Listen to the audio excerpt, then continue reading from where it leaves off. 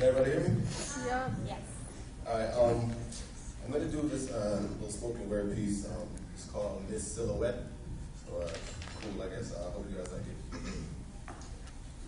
I think I'll call her Miss Silhouette of a Perfect Dream, and it would hurt, it seems, because I can't understand how I feel like I know her like the back of my hand, yet I don't even know her name. Let me explain. I was walking through a public place when I stepped up to an elevator, stepped into the elevator, pressed up, and turned around, and I swear it was crazy because my blood pressure, my heartbeat, and the corners of my lips all elevated at the same time when I laid eyes on the most beautiful woman I have ever seen. And notice I said beautiful because she wasn't bad, like see her dancing at the club and become infatuated, try to get intoxicated, then possibly take it back to my place for relations and brag about it to my friends the next morning.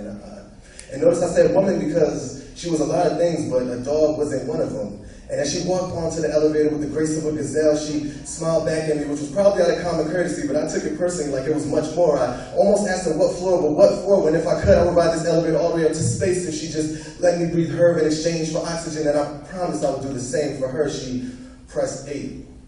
And there I go overthinking again, like, wow, 8, that's my favorite number, what a coincidence. And in that instance, I was cool, calm, and collected on the surface, but inside I was smirking, and as if she heard me, she kind of turned, and I couldn't help but smile on the outside. I looked at her with a smile and I said, hi, my name is Josh, how are you doing? Your name is?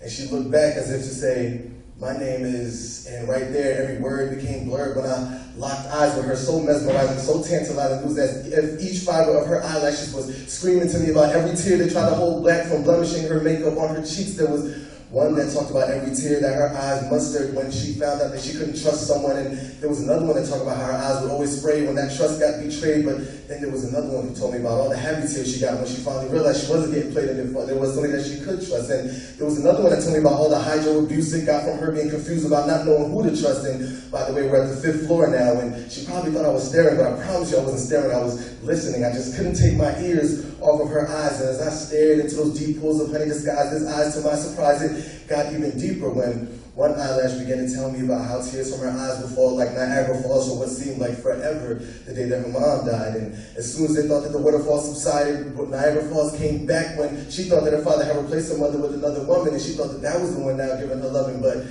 when those tears finally subsided, they said Niagara Falls came back once again, but this time was more like a sun shower when she realized that this woman that her father was in love with was actually someone that she could trust, and her father were the only two things keeping her on this earth. And right then and there, like in perfect timing, there was a bell in my head, and then a light bulb went off, but then the elevator door opened and she walked out. So, like this elevator, I can only be straight up with you, so let me explain. I don't even know her name yet. I feel like I know her like the back of my hand, but I don't understand, so it would hurt, it seems, but I think I'll just call her Miss Silhouette of a Perfect Dream.